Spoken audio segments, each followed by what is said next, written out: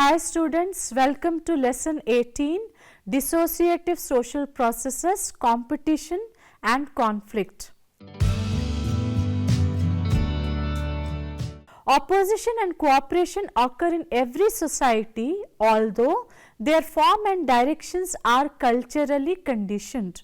Opposition may be defined as a struggle against another or others for a commodity, goal or value. Opposition may be divided into competition and conflict. Competition is a less violent form of opposition in which two or more persons or groups struggle for same end or goal. Attention is focused on the reward or the goal rather than on the competitor. In conflict, the person or group thwarts, injures or destroys the opponent in order to secure a goal or a reward. As competition becomes more personal, it shades into conflict, the more disruptive, disjunctive social process. At the end of this lesson, you will be able to understand the different forms of dissociative social processes like competition and conflict. You will be able to identify the differences between cooperation and competition. You will be able to discuss the advantages of cooperative and competitive society, understand types of conflict and identify the differences between competition and conflict. Let us now discuss about dissociative or disintegrative processes. Extreme competition and conflict are dissociative processes since they disrupt the harmony of the society. Though conflict brings about social change, its extreme continuous form is detrimental for peaceful social existence. In modern complex society, the causes and intensity of both competition and conflict have become multifold. Let us now discuss about competition. Competition is the most fundamental form of social struggle. It is a natural result of the universal struggle for existence. It is based on the fact that all people can never satisfy all their desires. Competition takes place whenever there is an insufficient supply of things that human beings commonly desire. Whenever and wherever commodities which people want are available in a limited supply, there is competition. According to Robert Park and Ernest Burgess, competition refers to interaction without social contact. According to Horton and Hunt, competition is the struggle for possession of rewards which are limited in supply, goods, status, power or anything. Let us now discuss about the nature and characteristics of competition. Firstly, scarcity as a condition of competition.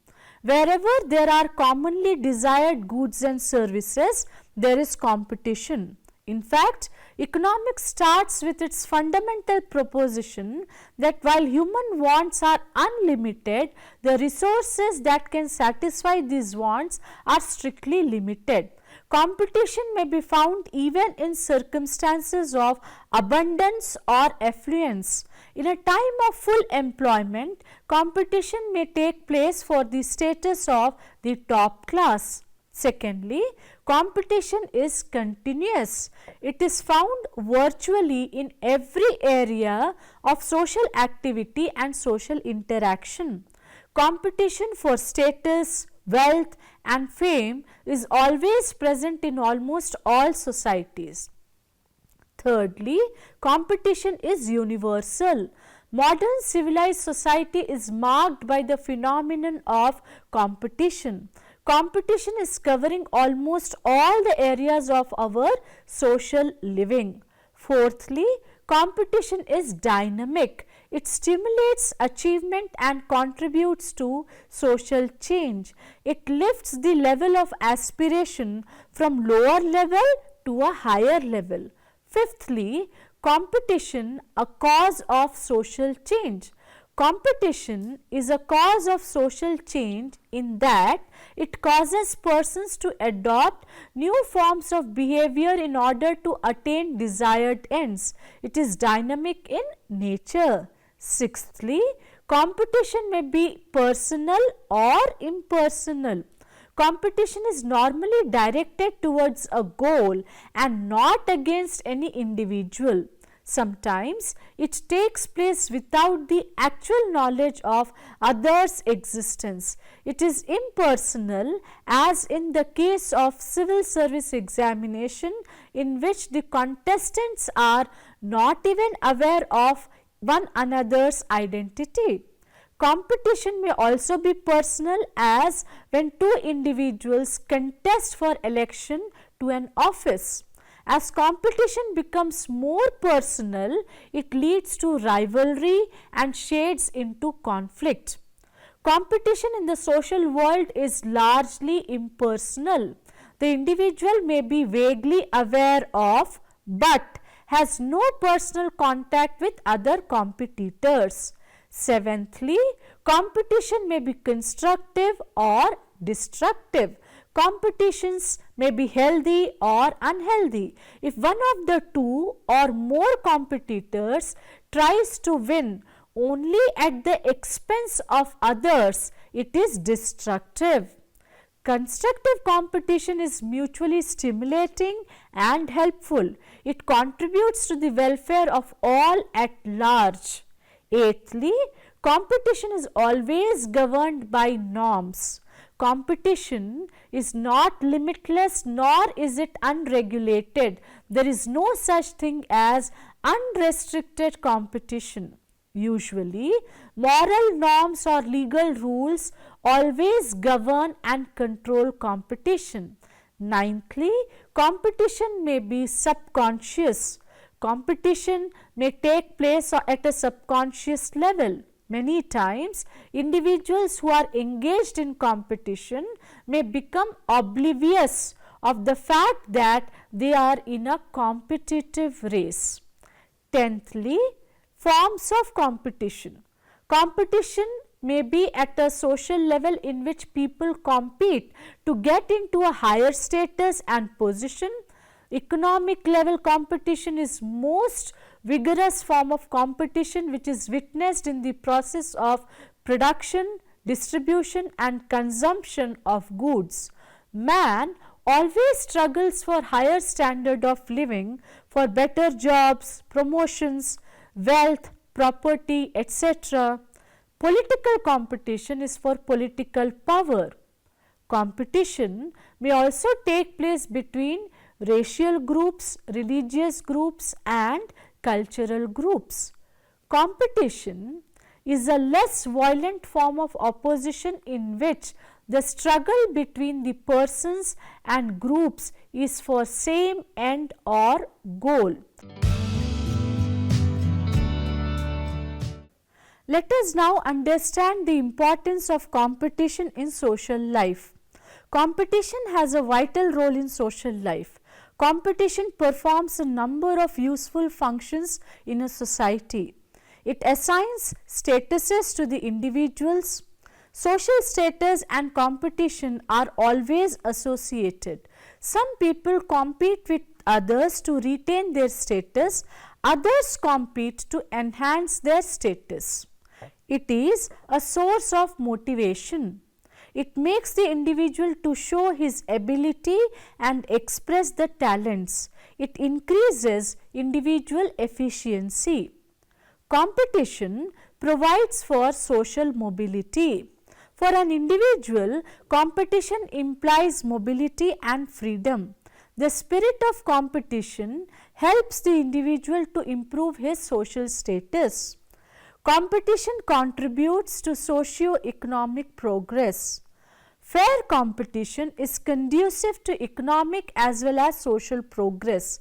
It even contributes to general welfare because it spurs individuals and groups on to exert their best efforts. Competition provides for new experiences.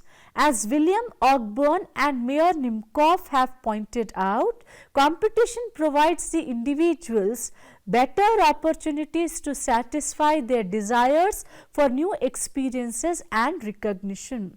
Competition is beneficial only when it is constructive. The system of values in society and social structure are the important factors influencing competition. Uncontrolled competition is always dangerous. As Robert Park and Ernest Burgess of Chicago School have pointed out, unrestrained competition is neither desirable nor even possible. Limitless and unhealthy competitions may even cause disorder in society. Hence, rules and regulations are framed everywhere to regulate and channelize the competitive spirit of the individuals. Let us discuss the differences between cooperation and competition. In cooperation, the goal is common between all the members, whereas in competition, there is struggle to achieve the goal which can be done only by few. In cooperation, we see that there are joint efforts of the people. In competition, we see it is at individual or group level. Cooperation brings out positive results and is rarely damaging. Competition brings positive results and also causes damage and losses. Cooperation is boundless. Competition has its own limitations. Cooperation requires kindness, sympathy, concern for others and mutual understanding, whereas competition requires strong aspirations, self-confidence, the desire to earn name and fame in society, spirit of adventure and readiness to suffer and to struggle. Cooperation brings satisfaction and contentment, whereas competition may cause satisfaction as well as dissatisfaction, anxiety and uncertainties. The cooperative and competitive society offers its respective benefits. Let us analyze the distinction between the two. A cooperative society offers for its people opportunities to satisfy their desires by collective efforts, whereas a competitive society offers for its people opportunities to fulfill their aspirations by individual efforts. As William Ogburn and Mayor Nimcoff have pointed out, a cooperative society provides the individuals a better chance to achieve security and social prestige, whereas a competitive society provides for individuals new experiences and recognition. It helps them to achieve name and fame. A cooperative society provides social stability and persistence. A competitive society provides for social stability and social change. A cooperative society is better equipped to make provision for social equality, whereas a competitive society is better suited to achieve economic and technological progress. A cooperative society minimizes the tensions and conflicts for an individual in reaching his goals. In competitive society, healthy competition helps not only the individuals but also the society to move towards greater perfection. A cooperative society helps to establish better understanding and develop the spirit of mutual assistance and helpfulness among the people, whereas a competitive society can keep the people always active and ever ready to face challenges of life.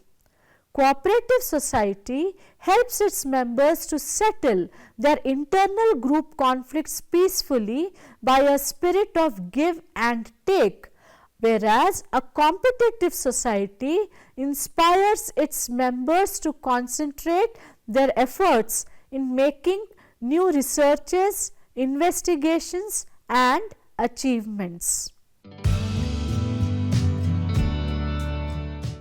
Let us now discuss about conflict. Conflict is an ever-present process in human relations. It is one of the forms of struggle between individuals or groups. Conflict takes place whenever a person or group seeks to gain a reward not by surpassing other competitors but by preventing them from effectively competing. Horton and Hunt define conflict as a process of seeking to monopolize rewards by eliminating or weakening the competitors. A.W. Green defines conflict as the deliberate attempt to oppose, resist or coerce the will of another or others. It is the antithesis of cooperation. When a competitive endeavor turns into a violent or a potentially violent strife among the people and groups to attain the same goal, the competitive situation leads to conflict. Let us now discuss about the characteristics of conflict. Firstly, conflict is a conscious and universal process. Conflict or clash of interest is universal in nature. It is present in almost all the societies. In some societies, conflict may be very acute and vigorous, while in some others it may be very mild. Karl Marx, Friedrich Engels, Saint Simon and others have emphasized the role of conflict as a fundamental factor in the social life of man. Karl Marx, the architect of communism, has said that the history of hitherto existing human society is nothing but the history of the class struggle. Individuals and groups who are involved in conflict are aware of the fact that they are conflicting. Park and Burgess have pointed out that conflict is always conscious and evokes the deepest emotions and strongest passions. Secondly, conflict is not intensely continuous but intermittent. Conflict never takes place continuously, it takes place occasionally. No society can sustain itself in a state of continuous conflict. Further, conflicts may be personal or impersonal. Thirdly, frustration and insecurity promote conflict. Individuals feel frustrated if they are thoroughly disturbed in their attempts to reach their goals. These goals may be desire for power, position, prestige, status, wealth, money, etc. Insecurities like economic crisis, unemployment, the fear of deprivation of love and affection may also add to frustration. A society marked by widespread insecurity is the one in which conflict is potential. Fourthly, conflict is conditioned by culture. The objects of conflict may be property, power, status, freedom of action and thought or any other highly desired value. The culturally determined values of a society will set the stage for its struggles. Fifthly, conflicts and norms are strongly connected. Not only culture modifies conflict and its forms, but also controls and governs it. When conflict is infrequent and when no adequate techniques have been worked out, more violent and unpredictable sorts of conflict such as race riots arise. Sixthly, conflict assumes many forms between individuals, groups, races and nation. Let us now talk about types of conflict. Conflict can be distinguished in so many ways. It may take place between persons or groups. Conflict between persons is the most direct and immediate form of conflict. It may involve intense personal animosities. It may take the form of a brutal struggle at the physical level to destroy or eliminate the opponent. Personal conflicts arise on account of various motives like envy, hostility, betrayal of trust being the most predominant. In all societies, there are at least two forms of conflict. First, there is conflict between men contending for positions or power. Second, there is conflict between the powerful and the powerless. The renowned Greek philosopher Heraclitus has said, "All is incessantly changing, and war is the father of all things." War is the most characteristic and spectacular form of group conflict. In its first instant, it grows out of a clash of interest such as to destroy or weaken the competitor group, to snatch the land or to steal the women or property. Conflicts can be corporate conflicts, personal conflicts, latent conflicts, overt conflicts, class, racial, caste conflicts, global conflicts, direct and indirect conflicts.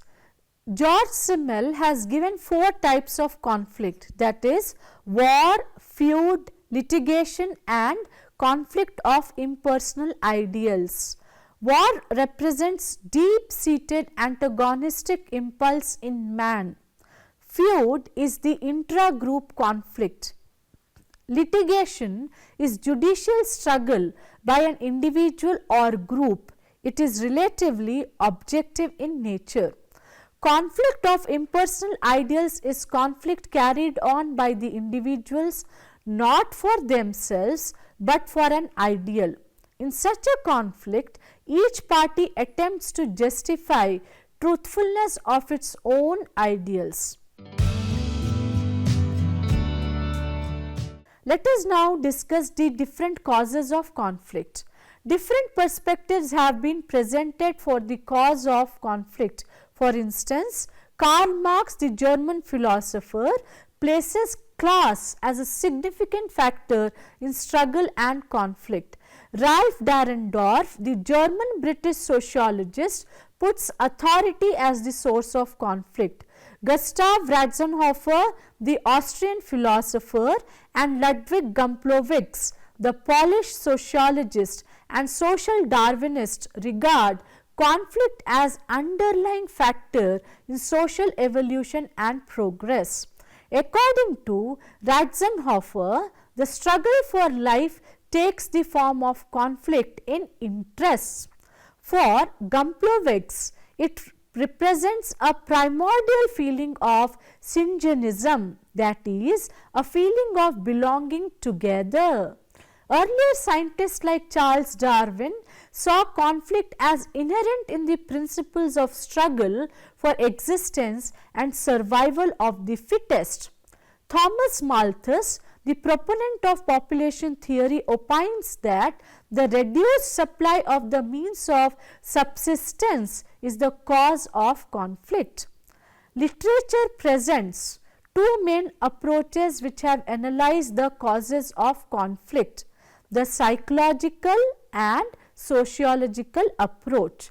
The psychological approach tries to look for the causes of conflict in human nature and posits a fighting instinct. This is exemplified in the views of George Simmel, Sigmund Freud and Konrad Lorenz. According to Freud, there is an innate instinct for aggression in man which is responsible for conflict in human society. Recent biological and anthropological studies have generally supported the notion that there is an aggressive instinct resulting from natural selection. This theory has been criticized on various grounds. It is said that the theory which depends upon a permanent and constant aggressive instinct cannot explain the cycle of conflict and absence of conflict. It only explains the propensity to engage in aggressive behavior. The sociological approach is based on a theory of interest, that is, conflict occurs, for example, when territory is invaded or property is looted or attacked. This approach has its roots in the Marxist tradition. This tradition assumes that social life is shaped by groups and individuals who struggle or compete with one another over various resources and rewards. These shape not only the patterns of everyday life and interaction, but also large patterns such as racial, ethnic and class caste relations. Marx argues that most conflict is economic and rests on the unequal ownership and control of property. The other causes of conflict include exercise of intense unrequired authority, abuse and exploitation of authority, presence of those social systems which is highly differentiated and subcultures are discriminated. In the struggle to change the structure of society or to resist such a change, conflict takes various shapes like social movements, riots, rebellions, revolutions, etc. Riot is a situation in which a large crowd of people behave in a violent and uncontrolled manner, especially when they protest about something. Rebellion is an organized attempt to change the government or leader of a country using violent methods. A revolution is the ultimate form of struggle against the prevailing social structure in which the intent is to alter the society's institutions and create a whole new social order based on a radically different set of principles. It is a sweeping, sudden and comprehensive change in the basic practices and ideas of an institution or society. In Indian society, we see communal conflicts, caste conflicts and regional conflicts. The question thus arises how to resolve conflicts. Conflicts may be resolved by accommodation and assimilation. Accommodation refers to the adjustment of hostile individuals or groups. It is a temporary solution to the conflict. It may assume forms such as coercion, compromise, arbitration, conciliation, toleration, rationalization, sublimation and conversion. Assimilation is a process whereby individuals or groups once dissimilar become similar and identified in their interests and outlook. It is a permanent way of settling the conflicts. Let us now talk about the role of conflict. The conflict has both positive and negative role to play in society. What are the positive effects? Firstly, limited amount of conflict keeps the society and leadership alert and contributes to group stability. Secondly, external conflict makes the group highly cohesive and brings about social unity and oneness among the members. Thirdly, personal conflicts help in attaining higher ends. The opposition of one individual by the other is the only way in which continued relationship can be made personally tolerable. Fourthly, conflict-free society is not possible. It leads to social changes. Then what are the negative effects of conflict? Firstly, conflict disrupts social unity and is a costly way of settling disputes. Secondly, it lowers the morality and weakens the solidarity of the group. Thirdly, conflict causes social disorder, destroys lives and properties, and psychological damages too. Let us now discuss the differences between competition and conflict. Competition overtakes rivals, whereas conflict eliminates rivals. Competition can be conscious or subconscious. Conflict is always conscious in nature. Competition is continuous, whereas conflict is intermittent. Competition is impersonal, whereas conflict is personal. Competition is both positive and negative. Healthy competition leads to progress, whereas conflict is more negative in nature. Let us also discuss the significant differences between cooperation and conflict. Cooperation encourages joint activity for the shared interest, whereas conflict monopolizes rewards by destroying competition. Cooperation can be conscious or subconscious. Conflict is conscious and is deliberate. Cooperation requires sympathy, identification and kindness, whereas in conflict there is no regard for others. Cooperation is universal and continuous. Conflict is also universal, but it is not continuous. Cooperation brings positive results and is progressive. Conflict is continuous, it harms and destroys the social order.